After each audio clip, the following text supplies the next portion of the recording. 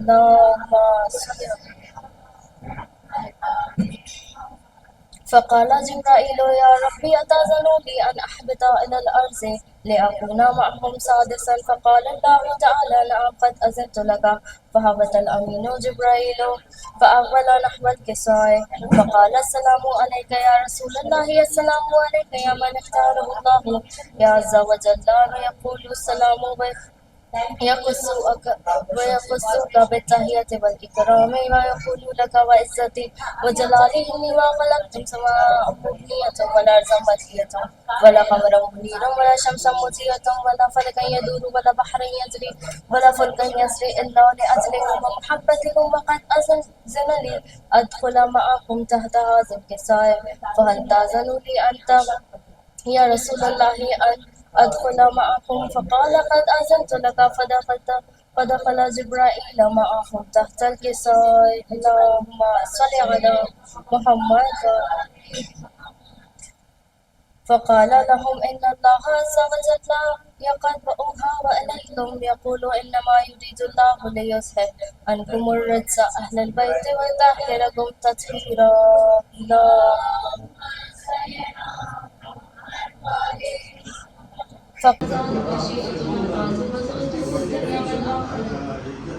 اللهم صل على محمد بسم الله الرحمن الرحيم.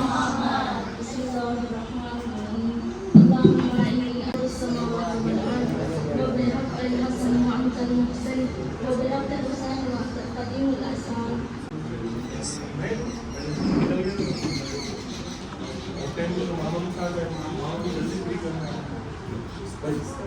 اللهم صل على मोहम्मद वाले मोहम्मद।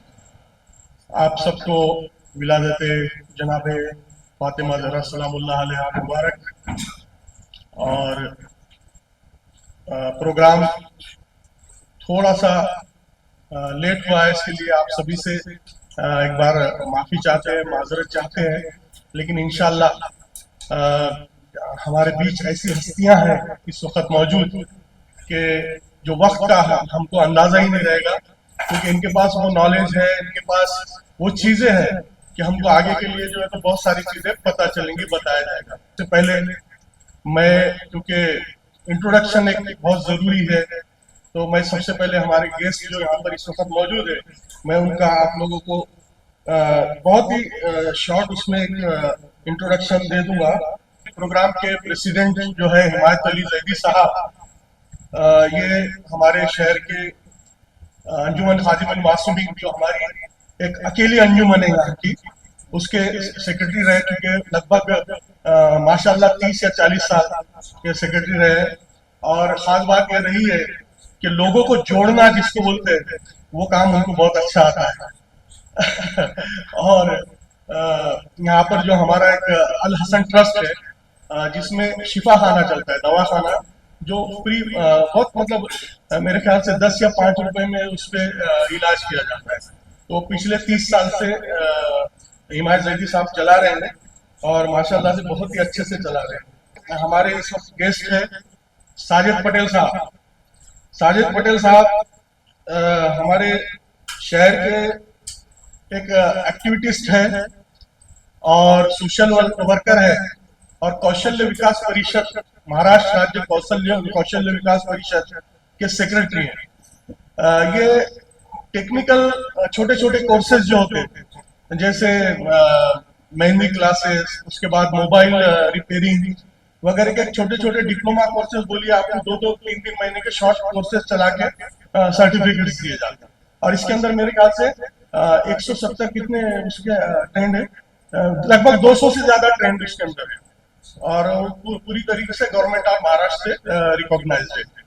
और उसके बाद मौलाना साहब हमारे बीच में मौजूद है और मौलाना साहब की खास बात यह है, सिर्फ मौलाना बोलकर ही वो काम नहीं कर रहे।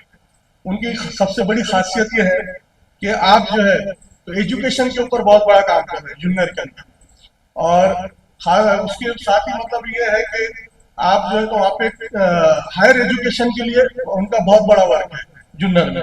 मौलाना प्रधान साहब जो है और उसके बाद अब्बास गड़िया साहब है जो हमारे पूना से है और सोशल वर्कर है, एक्टिविटिस्ट है, और खास बात ये एजुकेशनिस्ट है।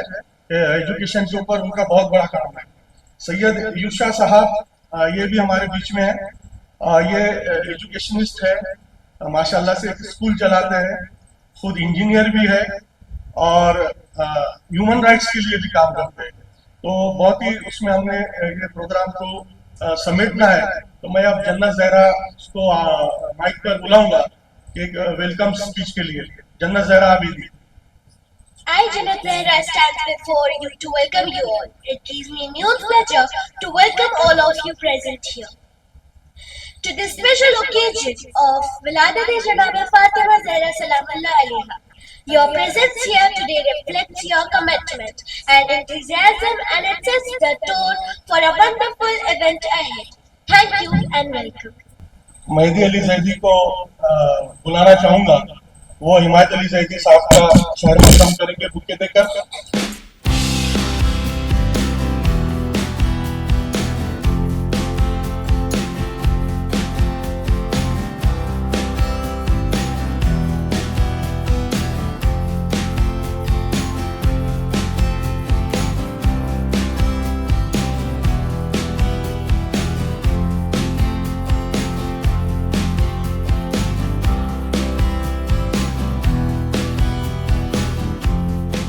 ये अकेला बंदा था जिसने एकनाथ शिंदे साहब का कन्वे रोका, जिससे पूरे महाराष्ट्र में माइनॉरिटी के बच्चों को बहुत बड़ा फायदा होने वाला है।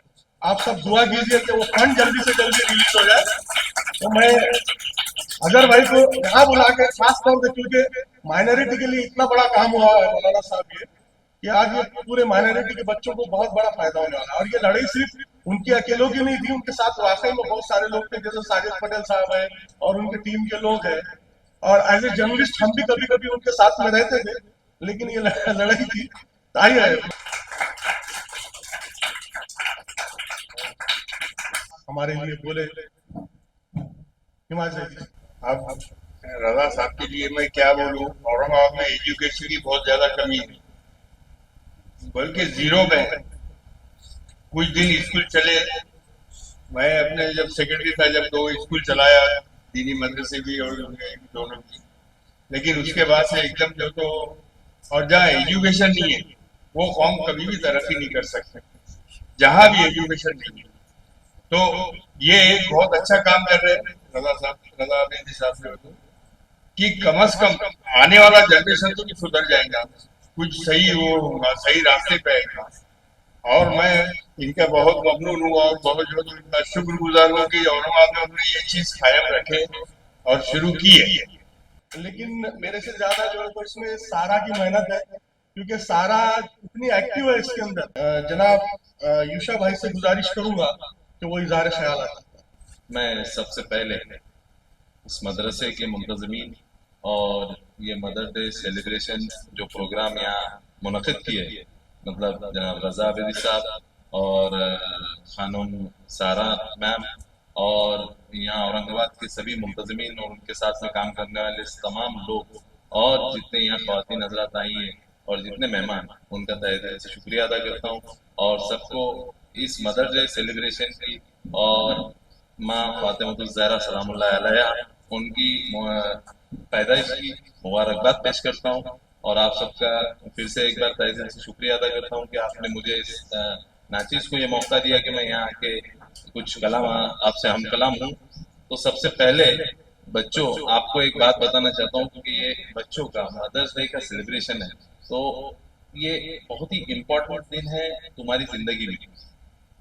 जो मदर्स डे जिसके नाम से मंसूब है, उनकी टोटल सवाने उम्री अगर आप सबसे पहले आपका काम है तो उनको अगर एक बार पढ़ें तो आप समझ जाएंगे कि आया वो कितनी अच्छी माँ थी, आया वो कितनी अच्छी ज़ौजा थी, आया कितनी अच्छी बेटी थी, आया कितनी अच्छी खुद यानी अपने शौहर के लिए और अपने खानवादे के लिए और अपने समाज के लिए एक औरत थी, जिसका आज हम इस सेलिब्रेशन कर रहे हैं। और इसके पीछे सबसे बड़ा जो राज है उनका, वो ये है कि वो आलम गैर मौलमा थी, मतलब वो हर उलूम को जानती थी। मतलब इसका बेस क्या हुआ, अगर ऊपर जाना है आपको तो इस जो हम इदारा या आप जो काम कर रहे हैं या जो बच्चे हैं, इनको चाहिए कि वो इल्म हासिल करें। अगर आप इल्म का म्यार इस कदर बुलंद करेंगे तो आपकी जिंदगी में भी वो सब रास्ते खुलेंगे जो आप तरक्की हासिल करना चाहते हैं।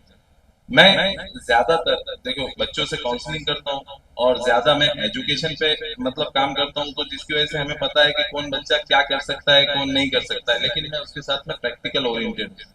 आज मैं आपके सामने, आप क्योंकि सब छोटे हैं, एक चीज एक मतलब हम बात रखेंगे जो आप उसको प्रैक्टिकली समझेंगे कि आप किस तरह रहना चाहिए इस माशरे में। आप आए, आपका नाम? सैयद वसी अब्बास, माशाल्लाह, इसके लिए आप सब ताली बजाएं एक बार। आप यहाँ खड़े हो जाए, यहाँ और हाथ ऊपर करें दोनों अपने, एक हाथ जितने आप ऊपर कर सकते दीवार को, और इससे ज्यादा कर सकते आप? ये नहीं, रखे रखे वहां पे, देखिए सब, इससे ज्यादा कोई कर सकते हो हाथ ऊपर? कर सकते नहीं कर सकते? नहीं कर सकते? फाइनल है 100%? आप यानी 100% ये है कि वो हाथ ऊपर नहीं कर सकते इससे ज्यादा, कि कर सकते? किसके दिमाग में कुछ है? यस, बताएं बताएं कैसे? वेरी नाइस, उनके लिए एक ताली बजाएं सब, बहुत अच्छा। उन्होंने एक बात,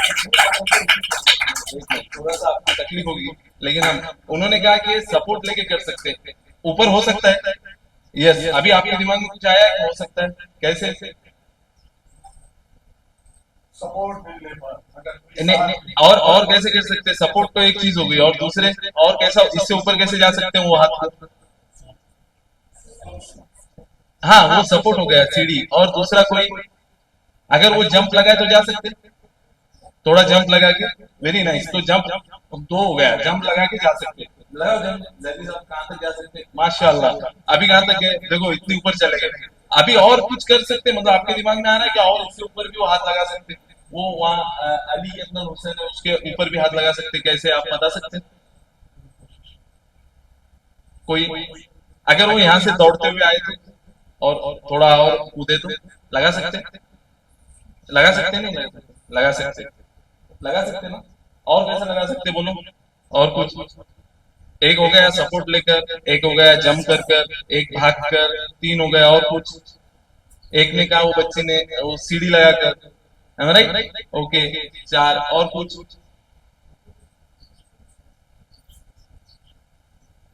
अगर वो ट्रेनिंग करे, रोज मश्क करे, मतलब कराटे क्लासेस जाए या जाए। आपने देखा होगा अगर कोई कराटे खेलता है तो कितनी ऊपर तक किक मारता है या कितनी ऊपर तक जंप कर सकता है। आपने पोल जंपिंग देखी होगी या और दूसरे गेम्स देखे होंगे।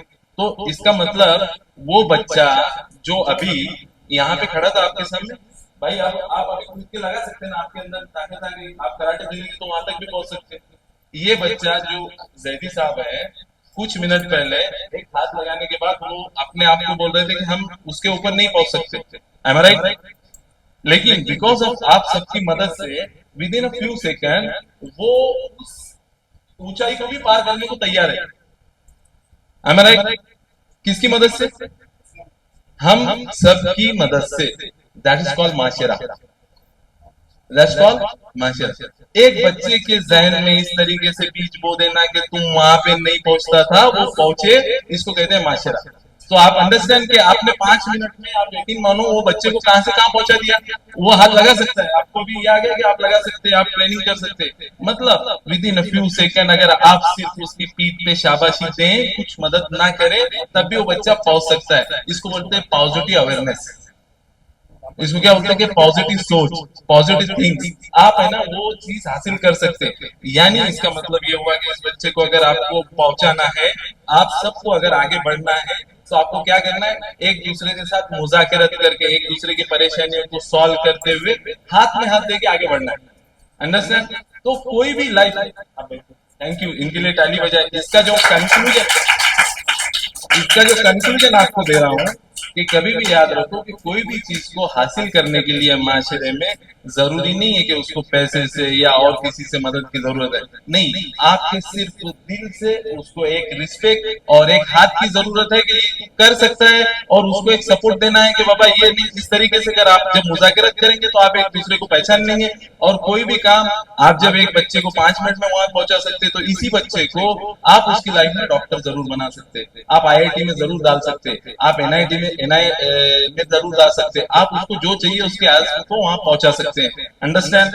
यहाँ पे मेरे से अच्छे काउंसलर और भी लोग हैं जो उनके लिए रखो, लेकिन मेरा ये फाइनल कंक्लूजन है कि आप ये जो आबिद रजा आबिदी साहब और बाकी सब जो ये टीम कर रही है, आप उसमें आमाहंग रहे, आप साथ में एक दूसरे का हाथ दे, तो आप अपने गोल को अचीव कर सकते हैं। इत्तेहाद में आपका अचीवमेंट है, आप एक दूसरे को ये कर सकते हैं। वो आखिर दावाना अल्हम्दुलिल्लाहि रब्बिल आलमीन। Thank you. बहुत ही अच्छे अंदाज में आपने बच्चों को बताया, और मैं आपसे एक और रिक्वेस्ट करूंगा। ये तो छोटे बच्चे हैं, हमारे को प्रॉपर वे नहीं पता होता है कि 10 के बाद हमको क्या करना है, 12 के बाद किस तरफ जाना है। मैं बताऊंगा कि मैं जब 10 पास हुआ तो मेरे को नहीं पता था मैं कहाँ जाने वाला है, क्या करना है। हिमायत जैदी साहब ने बताया, वहीं पे चलता था। और हम लोग क्रिकेट खेलते थे, वो छत पे जाके ये कौन है उनको डांटे, पहले भगाए, तो हम बोलते थे कि हमारी जगह है, आप हमको कौन होते डांटना। तो उन्होंने मेरे को as a proofreader first job दिया, 300 रुपए कुछ मिलते थे, और वहां से मेरी जर्नी शुरू हुई, अभी तक मेरा हुआ। और मैं तो वे नहीं, इनसे सबसे रिक्वेस्ट यही करूंगा कि ठीक है औरंगाबाद में तो आप आए, हम तक पहुंचे, लेकिन आप जो तो और छोटी छोटी जगह है कि आप आइए कभी, आपको जो है तो आने पूरा एक बड़ा अच्छे से प्रोग्राम। ये हमारे मदरसे के बच्चों से जो उन्होंने जनाब फातिमा ज़हरा सलामुल्लाह के बारे में अपना खुद से जो बनाया है, तो मैं और अब मैं दीबा फातिमा से गुजारिश करूंगा कि वो आए। Good afternoon everyone present here. Today I am here to represent a speech on Fatima Zahra Salamullahi alayha. She was born in Makkah on Friday 20 Jamad al-Thani in the 5th year after the declaration of prophethood.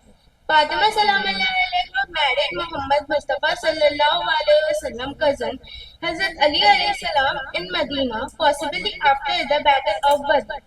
Muhammad Mustafa sallallahu alaihi wasallam said that he was waiting for the moment fixed by destiny. It is also said that Hazrat Ali alayhi salam was reticent to ask Muhammad Mustafa sallallahu alaihi wasallam to marry Fatima salamullahi alaiha on the account of his poverty.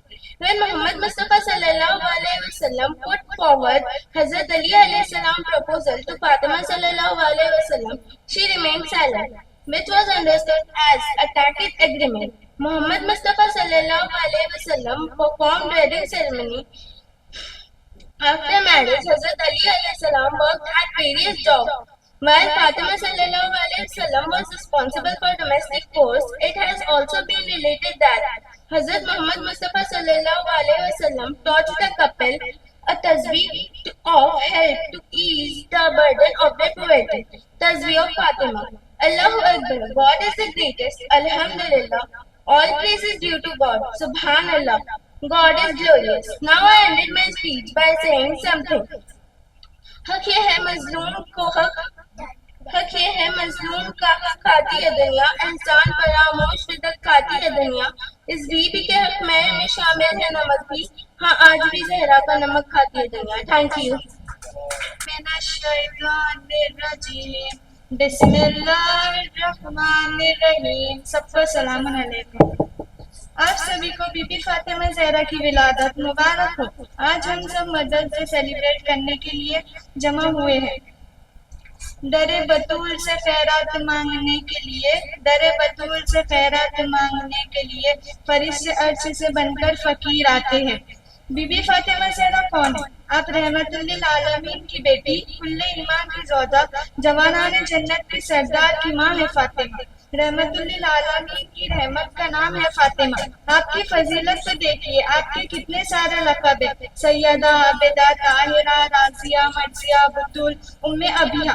आपका सबसे खूबसूरत नाम उम्मे अबिया। ये नाम आपके बाबा ने खुद रखा था। उम्मे अबिया का मतलब है बाप की माँ। कि क्या बताऊं क्या क्या है फातिमा, कि क्या बताऊं क्या क्या है फातिमा, रसूल अल्लाह के दिल का टुकड़ा है फातिमा, हसन व हुसैन की माँ है फातिमा, बड़े ही एहतराम से पढ़ना लैलतुल कद्र को, बड़े ही एहतराम से पढ़ना लैलतुल कद्र को, लैलतुल कद्र का तर्जुमा है फातिमा। शुक्रिया।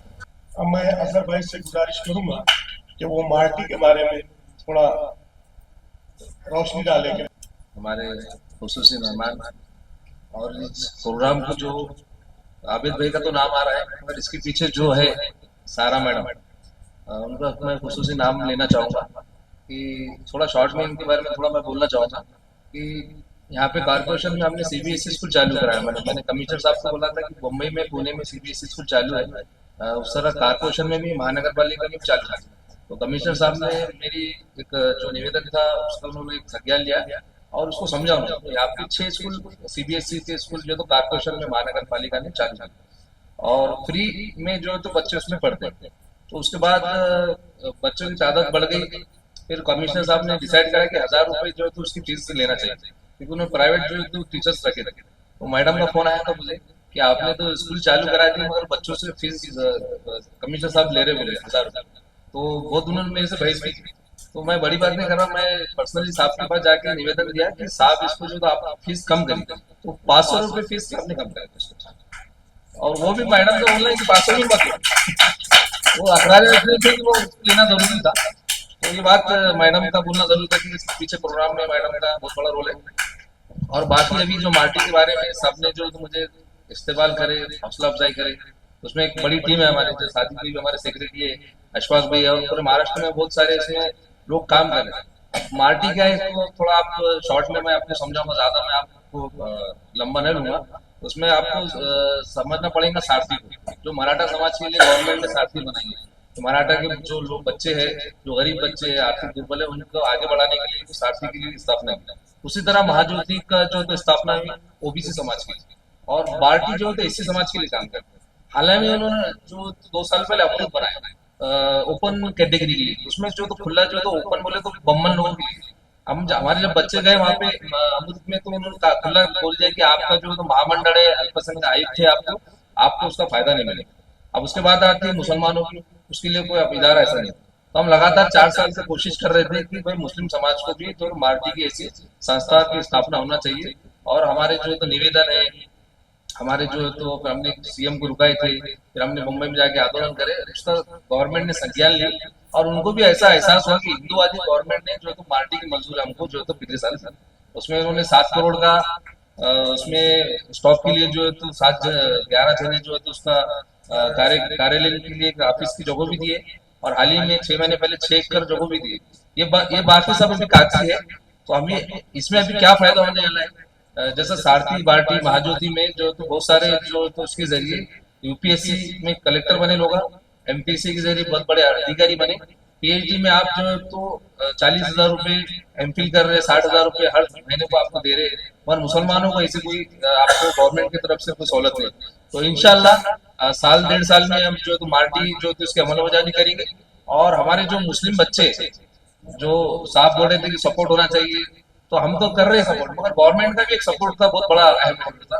तो इंशाल्लाह मार्टी के जरिए हमारे बच्चे कहीं ना कहीं हमें जो है तो कलेक्टर भी मिलेंगे, आपको एजुकेशन में अच्छे अच्छे इदारे में दिखेंगे, और कहीं ना कहीं हमारे शहर के साथ साथ महाराष्ट्र का भी नाम हमारा मुसलमान बच्चे ऊंचा करें। तो मैं ज्यादा नहीं कहूंगा, इंशाल्लाह जब तक ये हौसला का हकदार मैं जब तक नहीं हूँ, जब तक मेरे मार्टी के जरिए हमारे एक कलेक्टर बनना चाहिए, एमपीएससी में बच्चा कोई हमारा आगे बढ़ना चाहिए, पीएचडी में उसको फायदा होता है, इस्तेमाल का मैं इतनी बात करके आपको बात कर रहा हूँ। हम दुआ करेंगे कि अल्लाह जो है तो जल्द से जल्द वो जो गवर्नमेंट है अभी इस वक्त वो बजट रिलीज करे और बच्चों को उसका जल्द से जल्द फायदा हो। और अब मैं जैनब को माइक पर बुलाऊंगा, वो इज़हार ख्याल अपना पेश करें। अस्सलामु अलैकुम वरहमतुल्लाहि वबरकातुहू। जनाब फातिमा सलाम अलैहा की विलादत आप सभी को मुबारक हो। मैं आपके सामने बीबी फातिमा जहरा के बारे में कुछ पेश करना चाहती हूँ।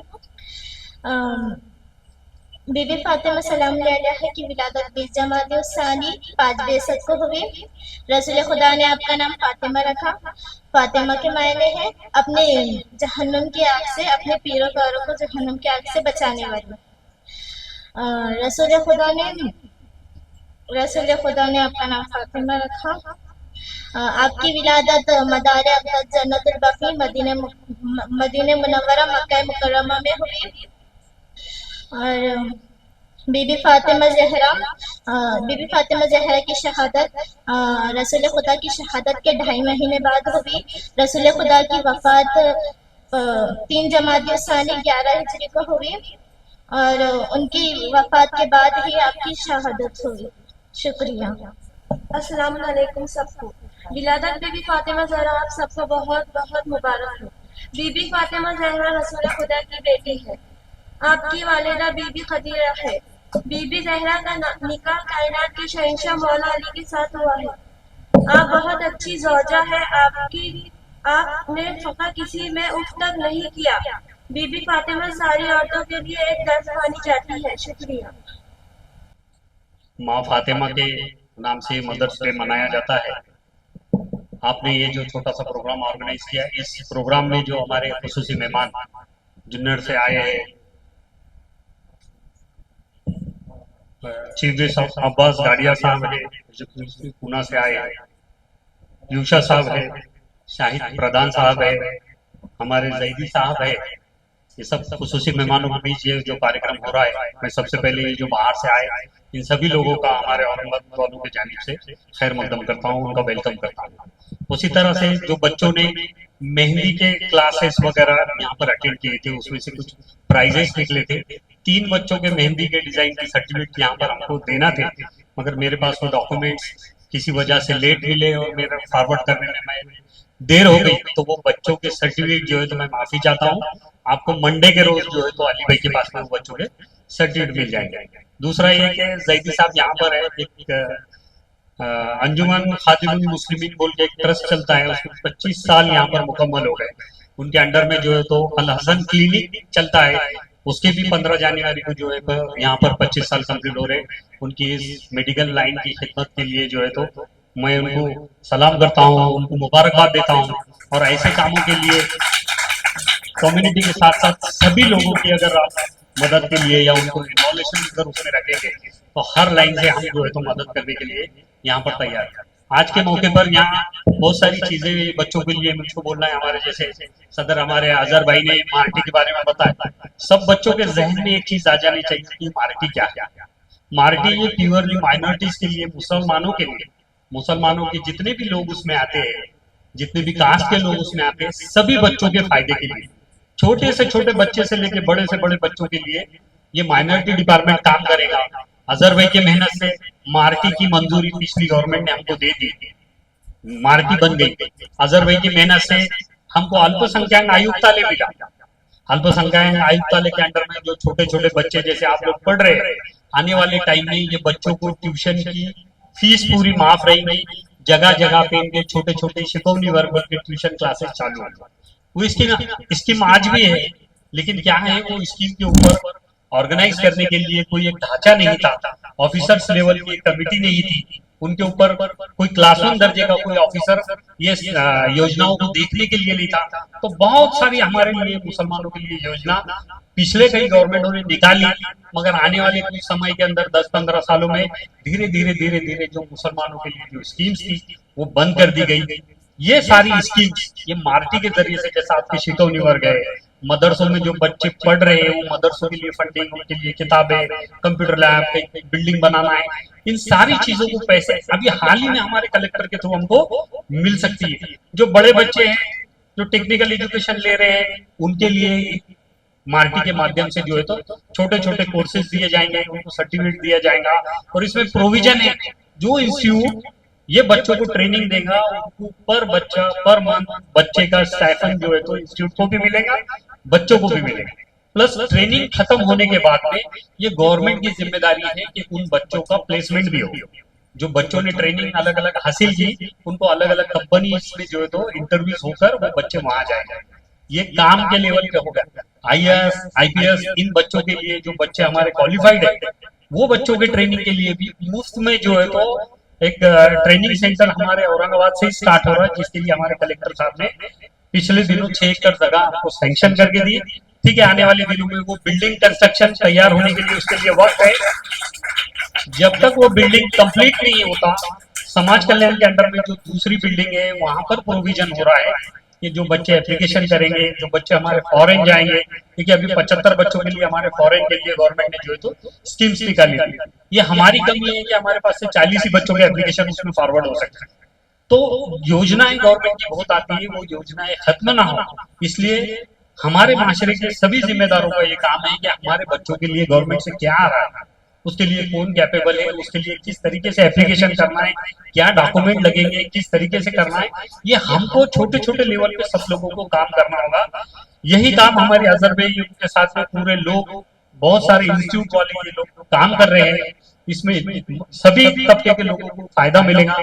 छोटे छोटे जो इंस्टीट्यूट है, जो गवर्नमेंट की बहुत सारी, आप देखिए कई लोगों को नहीं मालूम है, माइनॉरिटी में तो सभी आते हैं। माइनॉरिटी के लिए जो स्कीम से बंद हो गई, छोटी सी स्कीम IDMI बनती है, infrastructure development for minority institute. ये सेंट्रल गवर्नमेंट की माइनॉरिटी अफेयर्स के अंडर में चलने वाली एक स्कीम है। इस स्कीम में जो इदारा माइनॉरिटी से रिलेटेड है, जिसके पास गवर्नमेंट, स्टेट गवर्नमेंट या सेंट्रल गवर्नमेंट का माइनॉरिटी का सर्टिफिकेट है, या दोनों सर्टिफिकेट नहीं है और 70% बच्चे माइनॉरिटी के हैं पढ़ने वाले, तो उस बिल्डिंग फंड के लिए वो 50 लाख से ज्यादा फंड वन टाइम में गवर्नमेंट देने का वो प्रोविजन है। तो ऐसी सारी स्कीमें पूरे ऑल इंडिया में बहुत सारे माइनॉरिटी के इंस्टीट्यूट है, लेकिन गवर्नमेंट क्या है, धीरे धीरे फंड्स नहीं दे रही है, धीरे धीरे प्रपोजल के लिए कमिटी नहीं रख रही है, तो उसकी ऐड नहीं हो रही, हमारी योजनाओं का प्रचार व प्रसार नहीं हो रहा ढंग से, और वो प्रचार प्रसार हो रहा तो कौम के निचले तबके तक जो उसके बेनिफिशियरी है, जो उसका फायदा उठा सकते हैं, उन लोगों तक वो डॉक्यूमेंटेशन कैसे होनी चाहिए वो नहीं जा रहा। ये सभी काम जो है तो अली भाई को भी मैं बोलूंगा कि आप ये सभी काम अपने नीचे कमेटी में लेके जाइए। कुछ चीजों की होंगे किसी को नाराजगी होगी, तो उन सारी योजनाओं को उनको समझा के बताओ कि ये बच्चों का आने वाले टाइम में इससे कैसा फायदा होगा। जहां जहां आपको मदद लगेगी, अल्हम्दुलिल्लाह हम सब लोग आपके लिए मदद करने के लिए तैयार है। बाजिका में काम पसंद आया अली भाई से ज्यादा। कोई भी बच्चे का कुछ भी प्रॉब्लम रहेगा, TC के इश्यूज रहेंगे, उनके बच्चों के फीस के इश्यूज रहेंगे, उनका RTE के इश्यूज रहेंगे, बच्चों के ट्रांसफर के कई इश्यूज रहेंगे, कोई बच्चे गरीब रहेंगे, उनकी फीस नहीं हो सकती है, एडमिशन के लिए उसके पास कोई डॉक्यूमेंट नहीं रहेंगे, तो बाजी की धड़पड़ चलती है कि कैसे उस बच्चों को हम जो तो लीगल वे में लाके बच्चों को एडमिशन दिला के उसका किस तरीके से एजुकेशन कंप्लीट करके आने वाले टाइम के लिए हम उसको पैरों पे कैसे खड़े करेंगे। तो ये आज का ये जो पूरा ये है मदद डे का, मैं वाकई में बाजी को सलाम करता हूँ कि उनकी मेहनत की वजह से ये बच्चियां जुड़ी। आप लोगों के लिए भी, जो लोग इदारे चला रहे, जो लोग मेहनत कर रहे हैं, आप लोगों का काम है इसमें दिलचस्पी से सीखिए। मेहंदी के अलावा और भी कुछ क्लासेस अगर आप स्टार्ट करना चाहें तो आने वाले दिनों में आप बाजी को बताइए। कंप्यूटर क्लासेस वगैरह आएंगे, इसके लिए भी फंड्स अवेलेबल है। आपको इसका एप्लीकेशन ऑनलाइन करना पड़ेगा, आपको आपका इदारा जो है तो गवर्नमेंट के सामने लेकर जाना पड़ेगा। ऑनलाइन होने के बाद में वो लोग आके देखेंगे कि आपके पास पढ़ने वाले हैं क्या, पढ़ाने के लिए जगह है क्या, और जो चीजें चाहिए पढ़ाने के लिए वो चीजें आपके पास में अवेलेबल है क्या। ये सारी चीजें रही, और अगर आपके इंस्टीट्यूट को गवर्नमेंट ऑफ महाराष्ट्र की मान्यता मिल गई तो किसी भी बच्चे को कंप्यूटर ट्रेनिंग या दीगर ट्रेनिंग के लिए पैसे नहीं लगेंगे। आज के मौके पर ये जो मालूमात रही, यही मैं समझता हूँ कि हमारे तरफ से आपको मदद है, और भी जहां जहां मदद लगेंगे इंशाल्लाह हम आपके लिए मदद करने के लिए तैयार हैं। खुसूसी मेहमान मौलाना यहाँ आए, हम बेसब्री से उनको सुनना चाहते हैं।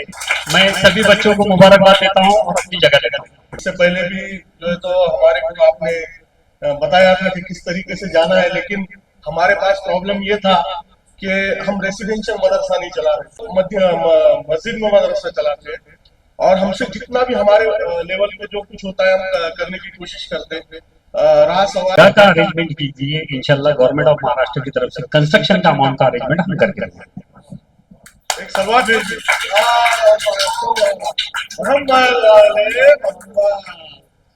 ये आप लोगों को एक खुशखबरी भी मैं आज के मौके पे दे ही देता हूँ, हालांकि कुछ टेक्निकल चीजों की वजह से मैं नहीं चाह रहा था कि डिक्लेयर करूं। हमारा जो है तो जमीन का हो चुका है, और इंशाल्लाह रेसिडेंशियल मदरसा स्कूल साथ में क्योंकि मदरसा और स्कूल जरूरी है और उसके साथ में टेक्निकल जो छोटे छोटे जो अपने टेक्निकल कोर्सेज है वो भी जरूरी है, तो हम इसके लिए काम कर रहे हैं। मौलाना साहब मैं आपको बताना चाहूंगा, लेकिन वो फॉर कंस्ट्रक्शन के लिए दिया गया है। हमारे पास जमीन ही नहीं थी तो हम कंस्ट्रक्शन के लिए कहाँ से इस्तेमाल करते थे, तो 2 साल से वो इजाजत हमारे पास वो ऐसा ही रखा रहा चल रहा है। उनका सपोर्ट है, साजिद भाई जैसे लोग हैं, बबलू भाई, मेहदी अली सैदी रेसिडेंशियल मदरसे के लिए काम करेंगे। क्योंकि हिमायत जैदी साहब जब आए थे तो बोला था कि मेरे को बहुत जल्दी जाना है, हालांकि प्रेसिडेंट की स्पीच जो होती है आखिर में होती है, लेकिन पहले लेना पड़ा। तो बहरहाल मैं जन्नत ज़हरा आबिदी, क्योंकि बच्चे थोड़ा सा मैं समझ रहा हूँ कि थोड़ी सी बोरियत जैसी महसूस कर रहे हैं, तो मैं जन्नत ज़हरा आबिदी से गुजारिश करूंगा कि वो माइक पर आए और अपना क्विज का सेशन बच्चों के साथ एक छोटा सा क्विज का सेशन शुरू करें। सलवात अल्लाहुम्मा सल्ली अला मुहम्मद व अली मुहम्मद। अस्सलामुअलैकुम। पिछली बार भी हमने एक छोटा सा क्विज का सेशन रखा था, जो इस बार भी मैं आपके सामने कुछ छोटे छोटे सवालात के साथ हाजिर हूँ।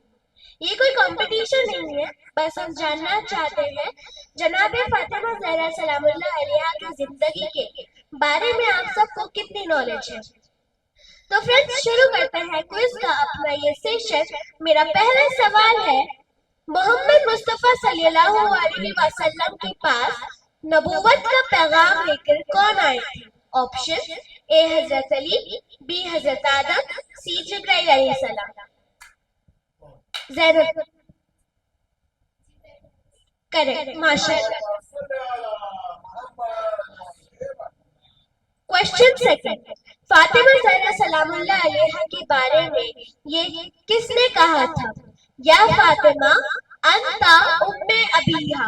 ऑप्शन ए जनाब अबू तालिब, बी बीबी ज़ैनब, सी हज़रत मोहम्मद मुस्तफा सल्लल्लाहु अलैहि वसल्लम। माशाल्लाह करेक्ट।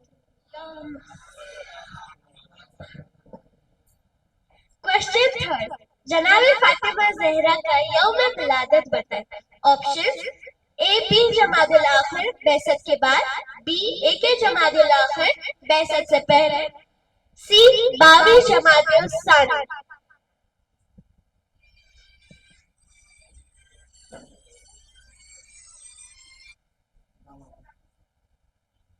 बी जमादुल सानी, बैसत से पहले या बैसत के बाद? रॉन्ग।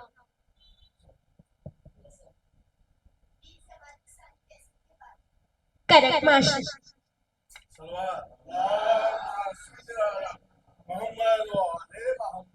क्वेश्चन 4, बीबी फातिमा के बच्चे कितने थे? Option A 6, B 5, C 3।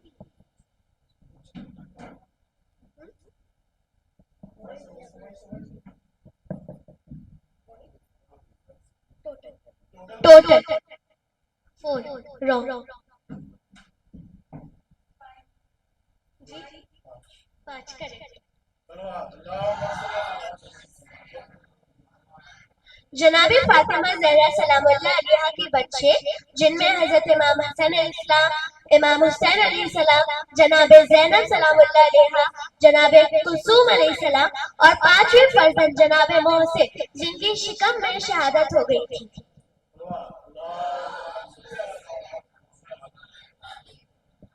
Question 5, बीबी फातिमा के फादर इन लॉ ससुर का नाम बताएं।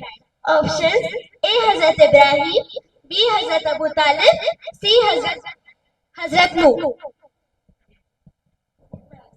जी करेक्ट, माशाल्लाह।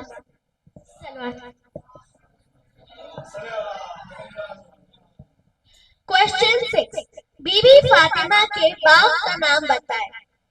ऑप्शन ए बाग सिदक, बी बाग फदक, सी बाग ज़ैनब। करेक्ट, माशाल्लाह। सलवात।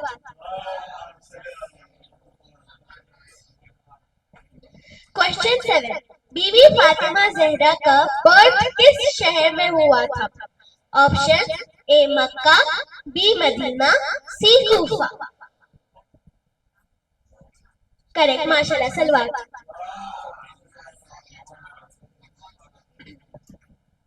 बीबी फातिमा के किस बेटों को सरदार जन्नत के नौजवान कहा गया है? ऑप्शन ए हजरत इमाम हसन, बी हजरत इमाम हुसैन, सी दोनों इमाम हजरत इमाम हसन और हजरत इमाम हुसैन को।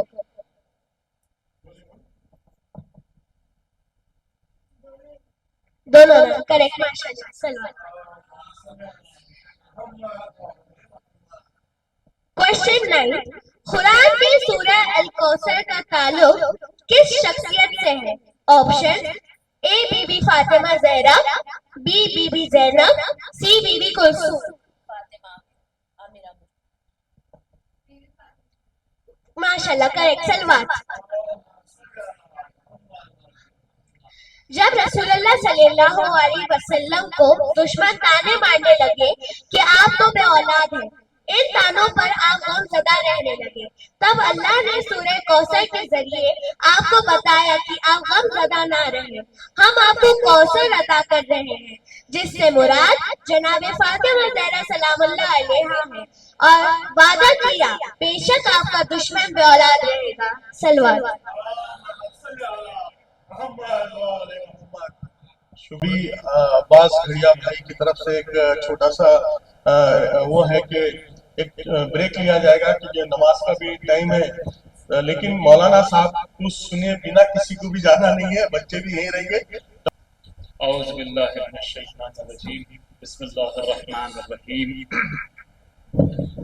अल्हम्दुलिल्लाहि रब्बिल आलमीन, वस्सलातु वस्सलामु अला सय्यिदिल अंबिया वल मुरसलीन, सय्यदना शफीना बिल कासिम मुहम्मद व आलिहि तय्यबीन अत्ताहिरीन अल मासूमीन अल मज़लूमीन, सियमा बक़ियतुल्लाहि फिल अरज़ीन। बिस्मिल्लाहिर रहमानिर रहीम, रब्bi इश्रह ली सदरी व यस्सिर ली अमरी वहलुल उक़दतम मिन लिसानी यफ़क़हू क़ौली। बाबा से बुलंद सलवात। सबसे पहले तो मैं आप लोगों को विलादत की मुबारकबाद देता हूँ। काफ़ी चीज़ें कवर हो गई है, टाइम बहुत कम है हमारे पास, तकरीबन 7 मिनट के आसपास का टाइम है, तो मैं अपनी बात को पूरी करने की कोशिश करूँगा इंशाअल्लाह। ये हमारी खुशकिस्मती है कि हमारे पास ऐसे रोल मॉडल्स है कि जिनके पीछे चलकर और जिनकी बात सुनकर हम अपनी दुनिया भी कामयाब कर सकते हैं और आखिरत भी कामयाब कर सकते हैं। उनमें से सबसे बड़ी रोल मॉडल जो है जनाब ज़हरा सलामुल्लाह अलैहा है, वो ये कहा जाता है कि वो सिर्फ औरतों के लिए मॉडल नहीं है, ये कहा जाता है कि ये सिर्फ मुसलमान मर्दों के लिए मॉडल नहीं है, ये कहा जाता है कि ये इंसानियत के लिए रोल मॉडल है कि अगर एक इंसानियत अगर चलना है, किसी के पीछे चलना है, तो ये ऐसी शख्सियत है कि इंसानियत उनके पीछे चलेगी। आवाज़ बुलंद सलवात।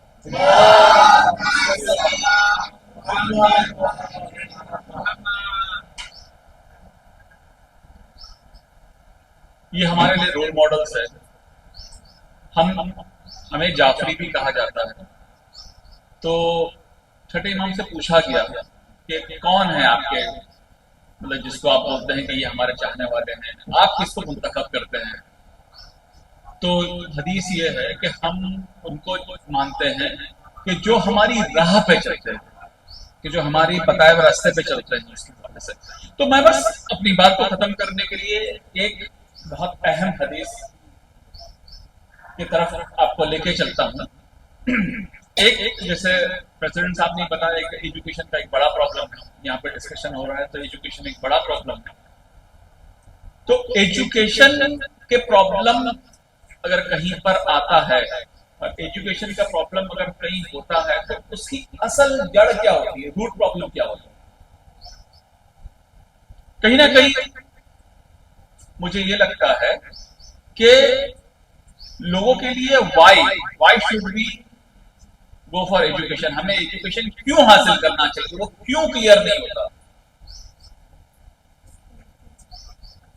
कुछ लोगों को मतलब कि जैसे अगर हम जाकर पूछेंगे कि अलग अलग लोग अलग अलग जवाब देंगे कि एजुकेशन क्यों हासिल करना चाहिए। और जो एजुकेशन के साथ में जो बड़ा जुल्म जो हुआ है आज के दौर में, एजुकेशन को जोड़ दिया गया है,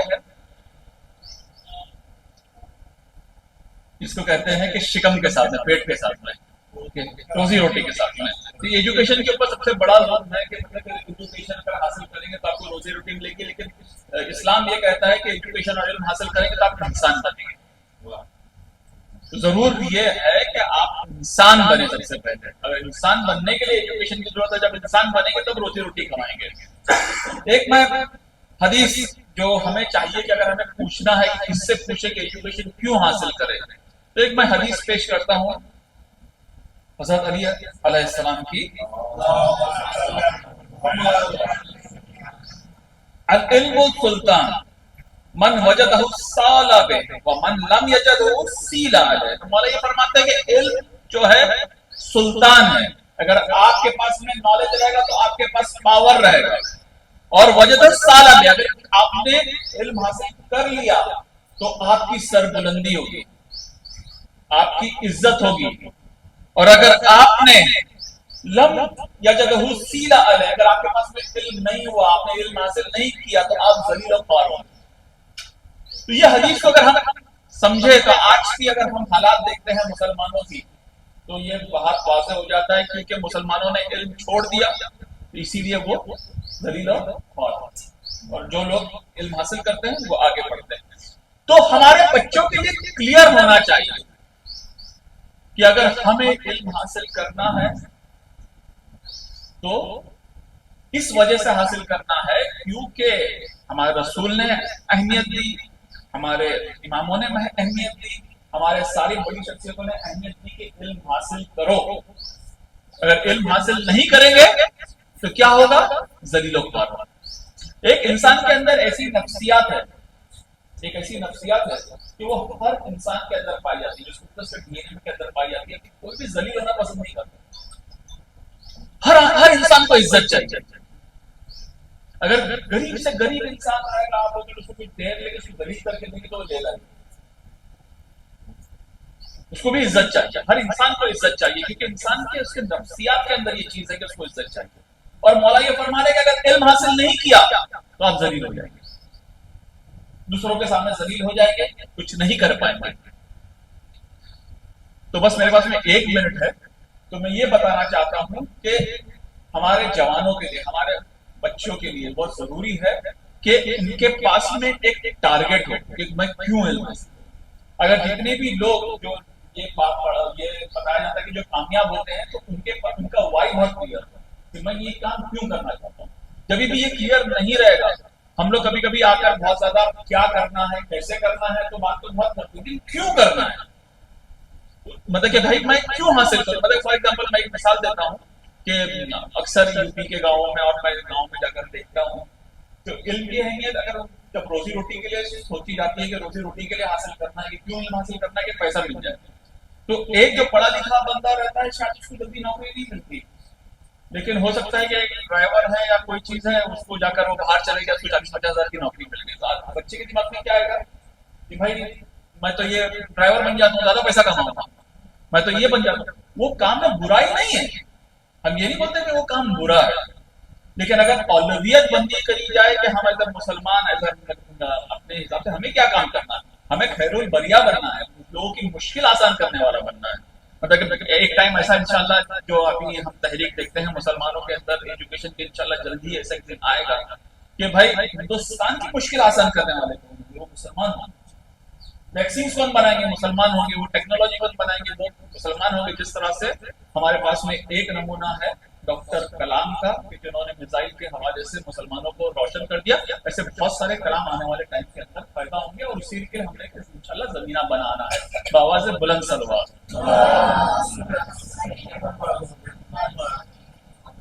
अजहर चिश्ती साहब के इंस्टीट्यूट से उर्दू का एक एग्जाम लिया गया था, उसमें लुबाब जहरा और जन्नत जहरा आबिदी ने सर्टिफिकेट लिया है, कामयाब हुई है। मैं लुबाब और जन्नत जहरा को रिक्वेस्ट करूंगा कि वो यहाँ आए और मौलाना साहब से अपने सर्टिफिकेट्स हासिल करें।